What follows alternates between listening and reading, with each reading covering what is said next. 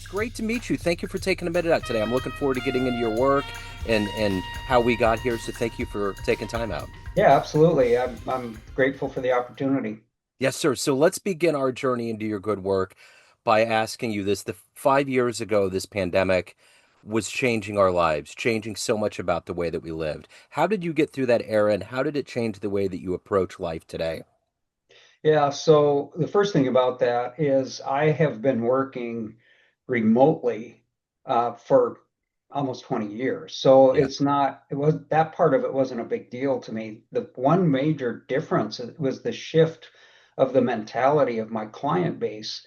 It was always a struggle for them to have our team not be on site. They wanted our consultants on site and just thought that it was going to be a lot more efficient to have meetings on site and they were willing to pay for travel.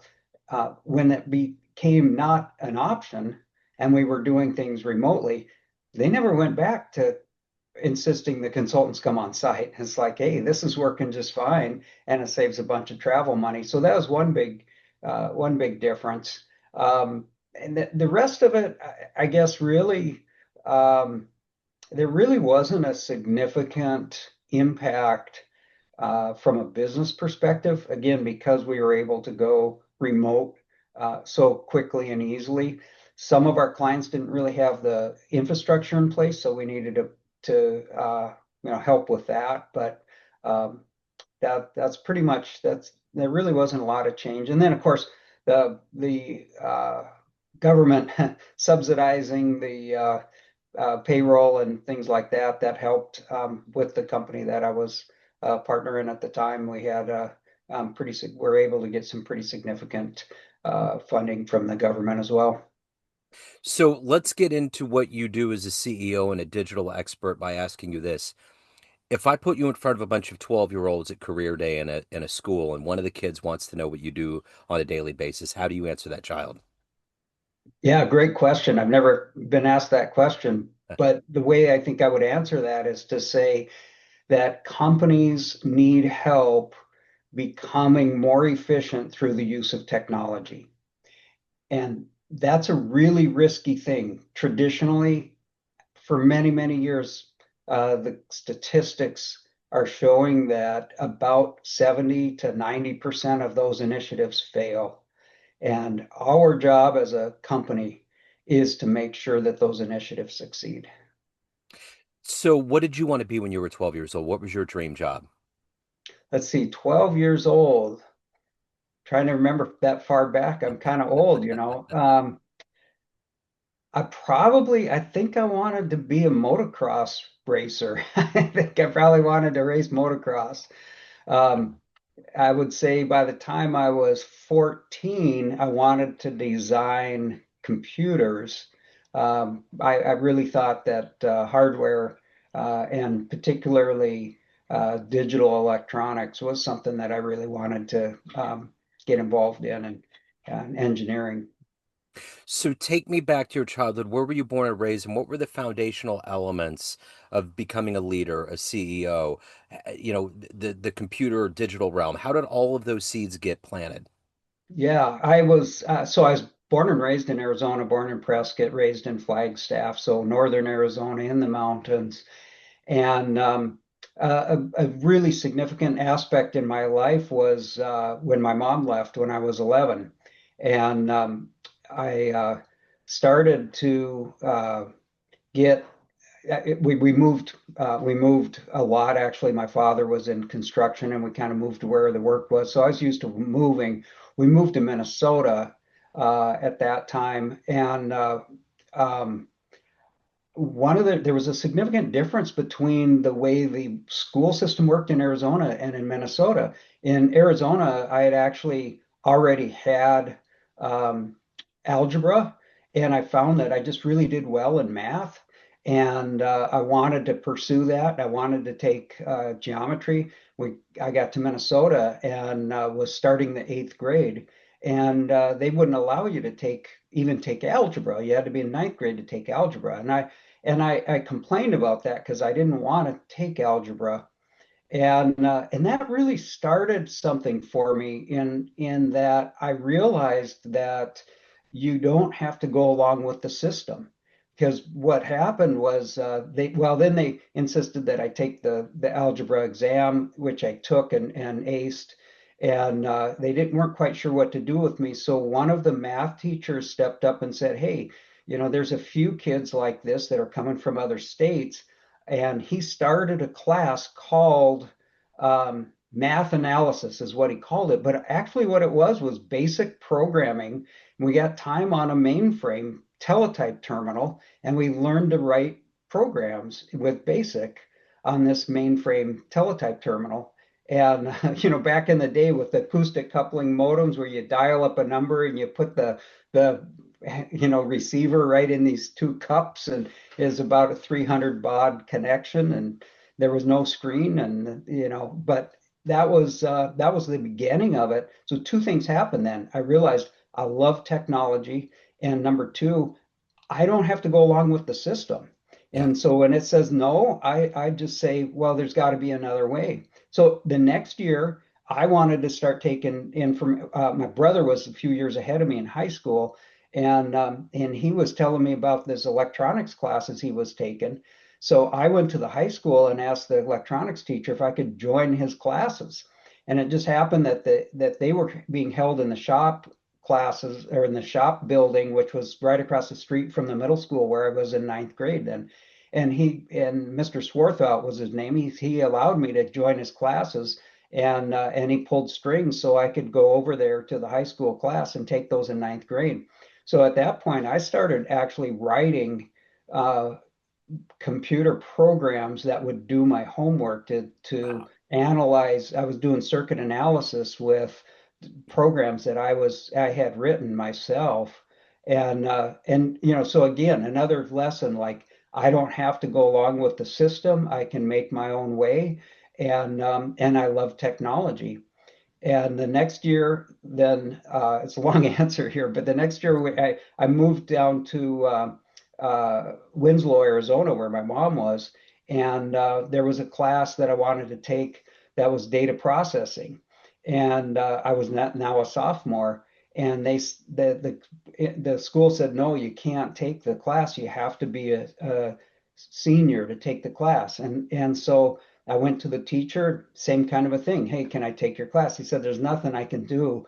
They won't let you take it, but I'll tell you what, I'm the advisor for Future Business Leaders of America. If you join FBLA, I will give you the workbook and the textbook, and I'll tutor you myself if you need help. And then you can compete in FBLA in the data processing area. And so I actually only met with him twice. I didn't really need the tutoring. The books were just fine, and I did the work. FBLA bought a Commodore computer they had at the time. They let me take it home. I did the programming on that, and then I tested, and I won the regional test, and then I won first place in the state.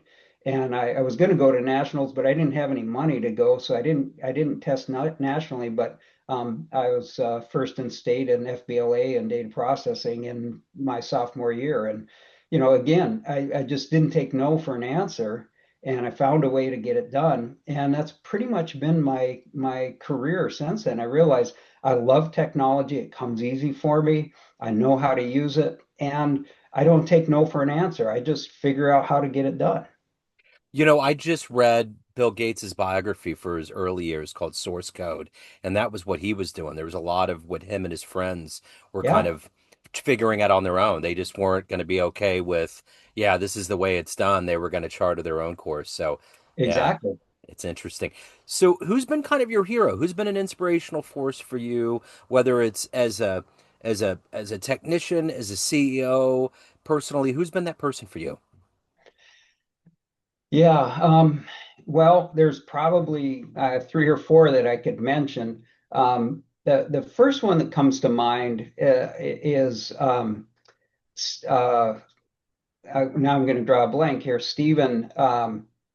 Oh, he wrote Code Complete and things like that, and he was a software engineer, and anyway, I read most of his books, and I really appreciated his approach to project management, to software development, to technology in general. Another person, interestingly, is was the chair at USC in the he was philosophy department, and he was a philosopher by the name of Dallas Willard, and so that was just kind of my approach to life. And then before I was in technology, I had a foreman that just taught me how to work and how to have a work ethic, and he was a mentor. And then really importantly was a pastor that I had in North Dakota when I was there for a while, and then he moved to Minnesota. And actually, I followed him to Minnesota because I felt I still needed a mentor, and he taught me how to be reliable, how to be trustworthy, how to have good character. And so all of those people really kind of were a big mix in my life, and set me on the path of leadership that I never probably would have been able to do without them. Steve McConnell, by the Steve way, was the McConnell. name I trying to just come up looked it with. up. Yeah, Yeah, yeah, yeah. yeah. So if you could talk to a tech titan, whether they're alive or not, the ghost or real, Steve Jobs, Bill Gates, any of those titans, who would you love to have spent some time with and pick their brain? Albert Einstein. Okay. I would really, I have a lot of questions for him. Yeah. Yeah. Yeah. I just saw a clip yesterday of Stephen Hawking with Neil deGrasse Tyson, and it was just the way he thought. It's like people like Einstein and Hawkins, it's like I don't think regular people can compute what they're talking about. Yeah, well, they just think differently. Yeah. I mean, you have to orient yourself in a way to actually understand where they're coming from. And I Yeah. found the same thing with Dallas Willard. I mean, I read one of his books, and I'm like, I understood every word he wrote, but I don't think I understood what he said. Yeah, right. I I had to get read that. it 2 or 3 times before it kind of made sense. I get that. So, what is it that pushes you every day to wake up? When that alarm goes off, dealing in technology is a curve. It's like Moore's law. Everything moves warp speed. With AI, I think that number is just shattered. Every day we're leaping into unbelievable places. What is that motivation for you every day to do your job well and to take care of your own soul? Yeah, so the I guess the first thing really in the way that I show up is a matter of faith for me. Um, and really wanting to leave a legacy for my family, my kids, and things like that, and really make a difference in the world. But part of my skill set is problem solving, and I'm not a geek in the sense that I love technology for technology's sake. What I love about technology is the problems that you can solve with it. And so, what really motivates what I'm doing on a professional basis is actually bringing value to my clients. And, frankly, if I didn't have to make a living, I'd do it for free because I just absolutely love seeing the difference that it makes. Um, the productivity, for example, productivity advancements that we've made just in this country since I graduated high school, which was 1981, are astronomical. Yeah. And you mentioned just the rate of change and whatnot. The disruption index is something that they've been measuring for a long time. It's gone through the roof right now. And disruption has, two potential results. One is disaster, and the other is significant change. And the returns are potential are huge, but the opportunity for disaster is huge as well. And being able to see that potential being realized by a company is just it just jazzes me up. So if you were to have a dream tonight and run into say, a 16-year-old version of you, and you had a book of your life, kind of a coffee table picture word book, and you could show them what you've done and accomplished, would that version of you believe it? No, not at 16, not a chance. Yeah. Yeah, I'd be calling BS on that all the way. What advice would you give your younger version? I think the first thing is focus, stay focused, and show up. That was something I really had to learn in my late teens and early 20s. And I'll just tell you a quick story. I mentioned this pastor of mine. One day after church, he came to me and he had a little clipboard with a pad on it and a pen connected to it. And he said, Tori, I got a gift for you. And he gave it to me. I'm like, what am I supposed to do with this?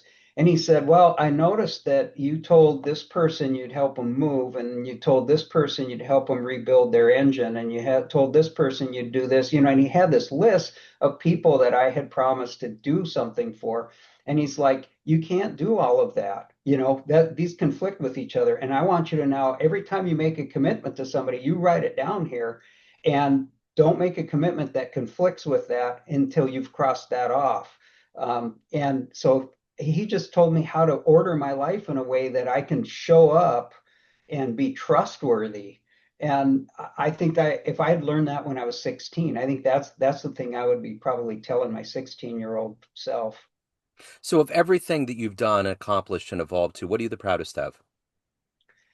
My children, raising great kids. I mean, I don't know how much credit I can take for it, frankly, but I'm just really proud of my kids. They're great. I raised three strong, independent women.